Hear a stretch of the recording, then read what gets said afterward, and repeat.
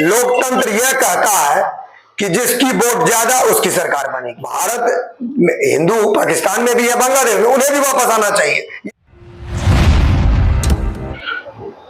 Sir, आप हिंदू धर्म रक्षा समिति के राष्ट्रीय अध्यक्ष हैं, लंबे समय से हैं, और जब से आप बीरपुर नगर पंचायत का प्रतिनिधित्व कर रहे हैं, मुख्य पार्षद बने हैं, तो यहाँ काफी जोर शोर से आप अपने धर्म, अपने संस्कृति और सभ्यता को मजबूत करने की दिशा में भी कार्य कर रहे हैं। क्या कहिएगा? जय श्री राम। मैं सबसे पहले हिंदू धर्म रक्षा समिति का राष्ट्रीय अध्यक्ष हूं और मैं हिंदू धर्म रक्षा समिति के उद्देश्य को पूरा करने के लिए मैं यहाँ लगातार 2017 से काम कर रहा हूं और काम करने के सिलसिले में ही मुझे लगा कि बीरपुर नगर पंचायत का मुख्य पार्षद का चुनाव मुझे लड़ना चाहिए, क्योंकि इससे मुझे हिंदू धर्म रक्षा समिति के कार्यक्रमों में मजबूती मिलेगी। इसलिए मैं हिंदू धर्म रक्षा समिति के राष्ट्रीय अध्यक्ष होने के बावजूद भी मैं नगर पंचायत बीरपुर का मुख्य पार्षद का चुनाव लड़ा और लोगों की कृपा से मैं चुनाव जीता भी। सर, हिंदू धर्म रक्षा समिति का मतलब क्या मुख्य कार्य है सर आपके लिए? दरअसल में मैं और हम लोग जो हिंदू धर्म रक्षा समिति के जो फाउंडर मेंबर हैं, उन लोगों की सोच है कि हिंदू भविष्य में समाप्त न हो जाए। जैसा लक्षण है कि समाप्त हो सकता है, उसको हम कैसे रक्षित करें, इसके लिए हम लोग काम कर रहे हैं। जैसे कि आप देख रहे होंगे कि भारत एक लोकतांत्रिक देश है, जनसंख्या के आधार पर यहाँ सत्ता आती है। यदि विधर्मियों की सत्ता आ जाएगी तो हिंदू समाप्त हो जाएगा, क्योंकि लोकतंत्र यह कहता है कि जिसकी वोट ज्यादा उसकी सरकार बनेगी और हिंदुओं की जनसंख्या घट रही है। इसलिए हिंदू धर्म रक्षा समिति प्रत्येक सनातनी को कहती है कि कम से कम 5 संतान उसके हों। ये हमारा मुख्य उद्देश्य है। सर, आए दिन जितने धर्म महात्मा लोग हैं सब कहते हैं कि हिंदू राष्ट्र बना देंगे, हिंदू राष्ट्र बना देंगे। मेरा आपसे सवाल है सर, हिंदू जो है, हिंदुस्तान जो है विविध धर्मों का देश है, यहाँ सभी धर्मों को रहने का अधिकार है। अगर हिंदू राष्ट्र बन जाता है तो वो धर्म के लोग कहाँ जाएंगे?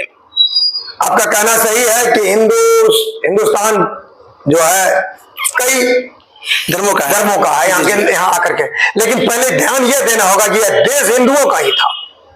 इसमें आकर के ये बस गए, हमारे पूर्वजों ने उन्हें बसाया। मैं उसे निकालने की बात नहीं कर रहा हूं, लेकिन मैं मुसलमानों के लिए बात कह रहा हूं कि मुसलमानों ने अलग देश ले लिया है, इसलिए मुसलमानों का देश भारत अब नहीं है, यहाँ ईसाई रह सकते हैं। लेकिन सर, मेरा एक सवाल है, आप कह रहे हैं मुसलमानों का देश नहीं है, लेकिन इस देश का आजादी दिलाने में जो है मुसलमान तो भी अपना खून बहाया है। बिल्कुल, मुसलमानों ने जो खून बहाया उससे ज्यादा वो ले चुके हैं। अगर मुसलमानों ने खून बहाया तो उन्हें अलग देश नहीं मांगना चाहिए, इसी देश को अपना समझ के रहना चाहिए। लेकिन उन लोगों ने अपना देश मांगा। 1947 में 33% हिस्सा को लेकर के 20% की जनसंख्या ने 33% हिस्सा लिया है, इसलिए अब उसका कोई हक भारत में नहीं बनता है।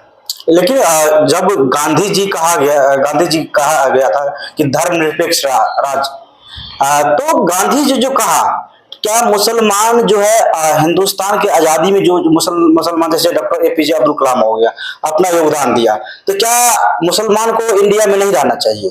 तो गांधी जी से मैं पूछना चाहूंगा, गांधी जी तो जीवित नहीं है, उन्होंने कहा था कि मेरे लाश पे देश का बंटवारा होगा, मुसलमानों को रहना चाहिए, इस देश में रहना चाहिए। तब जब संयुक्त भारत हो, तब जब आप बंटवारा करके, आप 2 भाई बंटवारा करते हैं, आप अपने हिस्से में अपने भाई के बच्चों को रहने देते हैं क्या?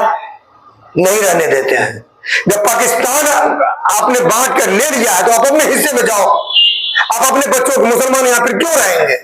जब बांट के लिया तो अपने हिस्से में जाओ और वहां जो हमारे हिंदू है उसे भी वापस करो। भारत में हिंदू पाकिस्तान में भी है, बांग्लादेश में, उन्हें भी वापस आना चाहिए। ये मेरा, ऐसा नहीं कि सिर्फ मुसलमान वहां जाए, हिंदू भी वहां से वापस आए। तो क्या लग रहा है कि जो भारत जो है एक हिंदू राष्ट्र बनेगा, क्योंकि भाजपा के द्वारा और आरएसएस के द्वारा कहा जा रहा है कि हिंदू राष्ट्र कब बनेगा? भाजपा तो हिंदू राष्ट्र के बारे में नहीं कह रही है, लेकिन मैं कह रहा हूं कि इसे हिंदू राष्ट्र बनना चाहिए। हिंदू धर्म रक्षा समिति कहती है कि इसे हिंदू राष्ट्र बनना चाहिए और इस हिंदू राष्ट्र में ईसाई भी रहेंगे, बौद्ध भी रहेंगे, जैन भी रहेंगे, सिख भी, केवल मुसलमान नहीं रहेंगे मेरे हिसाब से, क्योंकि मुसलमानों ने अलग देश ले लिया है। इतने सारे मुसलमान हैं हिंदुस्तान में, फिर वो लोग कहाँ जाएंगे? ये संभव है? हाँ, ये आपका यह प्रश्न मुझे अच्छा लगता है। इसका जवाब है, एक बार फिर से बैठक होनी चाहिए बांग्लादेश, पाकिस्तान और भारत के राष्ट्राध्यक्षों की। क्योंकि बंटवारा के समय में गलत बंटवारा हुआ। बाबा साहब अम्बेडकर ने भी कहा था कि जब तक एक एक हिंदू पाकिस्तान से भारत नहीं आ जाता है और एक एक मुसलमान भारत से पाकिस्तान नहीं चला जाता है, तब तक बंटवारा सही नहीं माना जाएगा। इसलिए फिर से उस चीज की आवश्यकता है कि भारत से मुसलमान बांग्लादेश या पाकिस्तान चले जाए और वहां जो रहने वाले हिंदू, बौद्ध, सिख, जैन, ईसाई हैं वो भारत आ जाए। यह देश मुसलमानों ने खो दिया है, मुसलमानों का कोई अधिकार इस देश में रहने का नहीं है। लेकिन इस चीज को करने वाले कौन होंगे? हम करेंगे। मेरा कहने का मतलब है, हम का मतलब है कि वो वोट की वो ताकत करेगी जो इस विचारधारा को समर्थन करती है, भाजपा को समर्थन करती है। भाजपा ने अभी तक चुनावी घोषणा ये नहीं किया है कि हिंदू राष्ट्र बनाएंगे, लेकिन भाजपा को बनाना होगा, अन्यथा भाजपा से भी हिंदू नाराज हो जाएंगे। लेकिन जब ये हिंदू मुस्लिम का फिर से हिंदुस्तान से निकालने का बात होगा, उसका बंटवारा होगा, तो क्या ये नहीं लगता है कि फिर से दंगा हिंदुस्तान में होगा? बिल्कुल नहीं, दंगा क्यों होगा? समझौता होगा। एक समझौता हुआ था 1947 में, उसमें मुसलमान पाकिस्तान लिए, बांग्लादेश लिए। जब ले लिए तो फिर वहां क्यों नहीं गए? नहीं गए तो फिर ऐसा कोई नहीं है कि बीत गया बात, आप भी वहां जाओ और वो भी वहां से यहाँ आए, बैठ के समझौता होगा, इसमें बैठ के समझौता होगा। सर, किसी महापुरुष से रैली जाती है कि आपके नजर में सबसे अच्छा देश कौन है, तो उसका इशारा होता है हिंदुस्तान को, क्योंकि यहाँ पे विविध धर्मों का देश है। इस धर्म में मुस्लिम को छांट दिया जाए अब चल के, तो बहुत बड़ा मतलब हो सकती है, नुकसान हो सकता है। क्या कहेंगे आप? नहीं, मैं मुस्लिमों के छांटने की बात नहीं कर रहा। मुस्लिम खुद अपने आप को असहज महसूस करते हैं भारत में, बार बार कहते हैं कि हम मुसलमानों के साथ अन्याय हो रहा। तो अगर मुसलमानों के साथ मुसलमान खुद कहते हैं अन्याय हो रहा, तो यहाँ क्यों रह रहे हैं?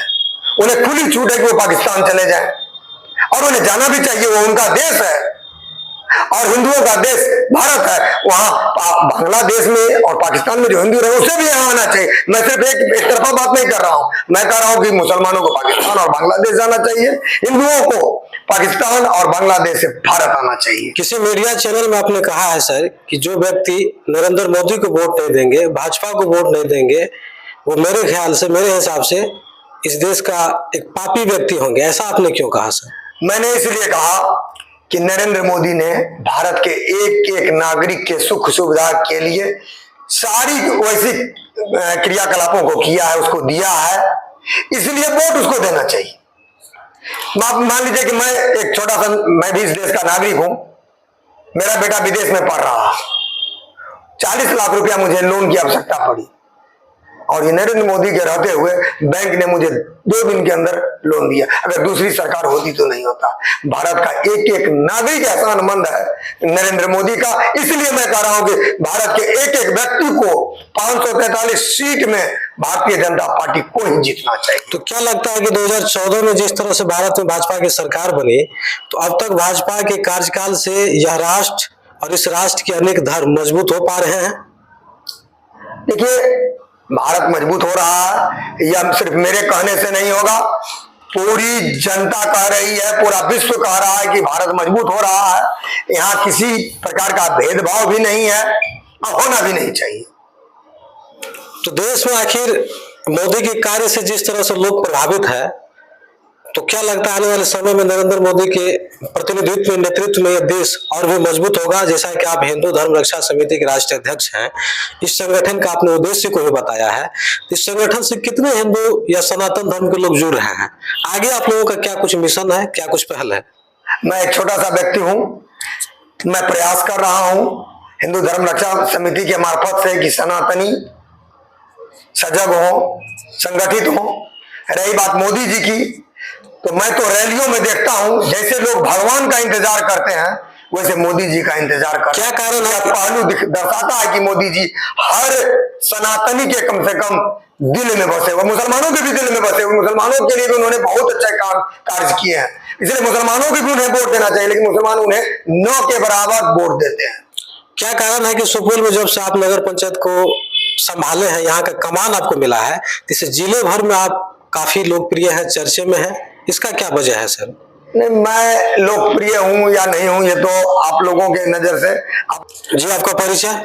मैं सुशील कुमार, मुख्य पार्षद नगर पंचायत बीरपुर, सह राष्ट्रीय अध्यक्ष हिंदू धर्म रक्षा समिति, एवं मुझे एक दायित्व और है, भारतीय जनता पार्टी शहरी निकाय प्रकोष्ठ का जिला संयोजक हूँ मैं सुपौल जिले। सर, जाते जाते तमाम राष्ट्र हिंदू से क्या कहना संदेश रहेगा आपका? मैं सभी हिंदुओं से कहना चाहूंगा कि वो हिंदू धर्म रक्षा समिति से जुड़े, राष्ट्रीय स्वयंसेवक संघ से जुड़े, ताकि हिंदू संगठित हो और अपने अस्तित्व को बचा सके, भविष्य में हिंदू रह सके।